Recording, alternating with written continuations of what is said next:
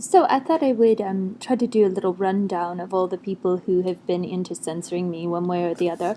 Um, so most recent, Aaron Edmonstone is trying to prevent me from video blogging about his threat to destroy my computer, as well as to force me to look at a picture of rape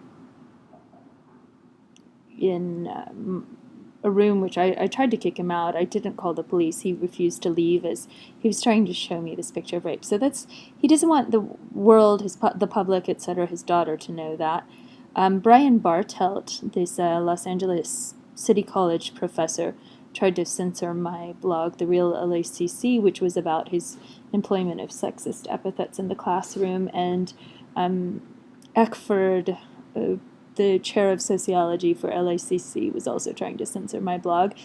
I was attempted to be censored by a person called Deborah Sheehan in England, who wrote many letters to Parliament about Julian Assange. And that was interesting. She didn't even want her first name used in the blog. She said she would lose money or lose contracts or per piece work she did because of that. And then I was attempted to be censored by Bronwyn McConville, who is called Story Searcher on Twitter. And she wanted me to be sure to censor the fact that she was visiting a psychic regarding her interest in Julian Assange. And the psychic had a lot of conspiracy theories about Jewish people, which I found very racially offensive. So I blogged about that because I thought it was really disturbing, and I think people like that should be outed, and they should be ashamed to have those kinds of views. Who else wanted? Okay, so like Marion Bell of Bowery Beasts, now of Fatal Gems, requested I remove really spectacular footage. Disturbed me. I wrote him a very impassioned sort of like arts manifesto about why not to be that way. And then what's his name? It's like I keep blocking his name because I was so angry about it. This New Zealand Australian folk singer wanted me to remove a bunch of songs. Henry Fenton. So I removed his name and changed the name of it. Then like Guns N' Roses' girlfriend, the Guns N' Roses drummer, ooh, who I think I have heard has a violent streak. His girlfriend tried to get me to remove their band, Darling Stilettos, and I sent her like this really like, oh no, but you're really a powerful front woman and you're very inspiring and women need great heroes and you're such a great dancer and such a great singer, la la la la la. And so that was annoying. Then another one who was called, he was like Mr. Tricky Fingers at this baked potato cool club in LA. He actually just went straight to Google, which that actually kind of bothered me. So he was doing, what was his name even? It's like kind of good I forgot. And then there was another one called J.T. Ross, a blues singer. He was trying to get my YouTubes of his blues music censored. And who else? There were girls in Sweden who I interviewed at a concert in Luleå. They wanted me to be censored. I guess it's all just normal, right? Censorship.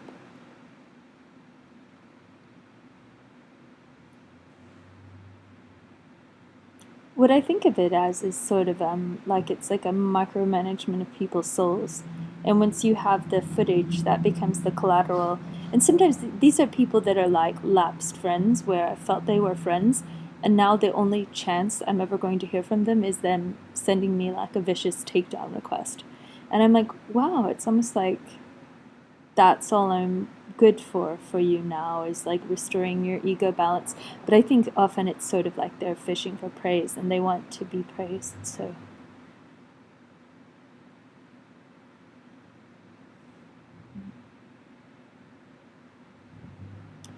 I'm starting this.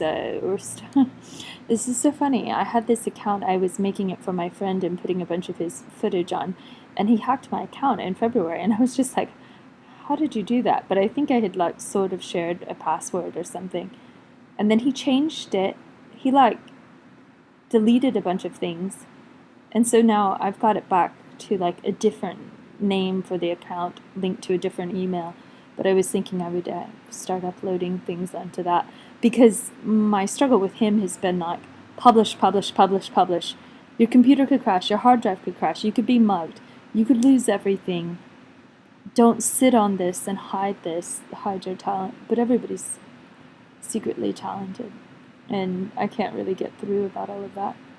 So I barely try now. I'm just kind of given up on humans. Oh yes, I had to delete a bunch of things for Vikram Singh, my darling. He thought it might get in the way of his political documentary. What else or who else? Probably a lot of people. Maybe I'm just forgetting it all. Maybe I don't care anymore. I actually don't think that I do. So, viva censorship.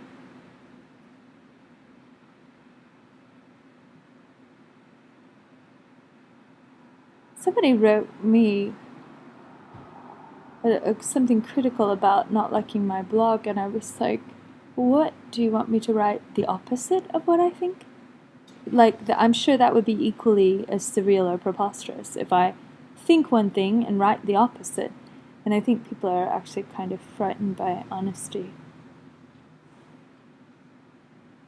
And then it's not exactly a takedown, but this cool blogger, Objectivizer, basically said, oh, well, we think you're a Scientologist who's just not out of the closet because you're anti-psychiatry.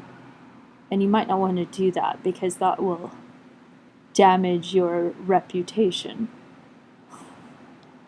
I'm like, well, no, your damaged reputation with me is such that what, you believe psychiatry like it's God's gospel, and you think that, yeah, like someone can't be anti-psychiatry independently of whatever other prevailing norms are. So it was kind of somewhat amusing that these credibility detractors of having viewpoints which are uncommon. You're supposed to homogenize your perspective so that your other viewpoints hold water. And I really object to that. I think that's very fictitious and dishonest ultimately. And it's not helpful. This is fun. I'm usually on Twitter all day, and I have these big books I want to read.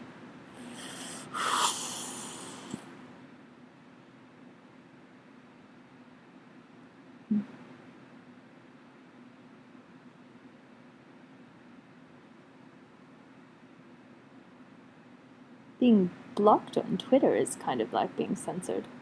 Been ordered to be blocked. It's been a big blockathon at the Open Information Movement.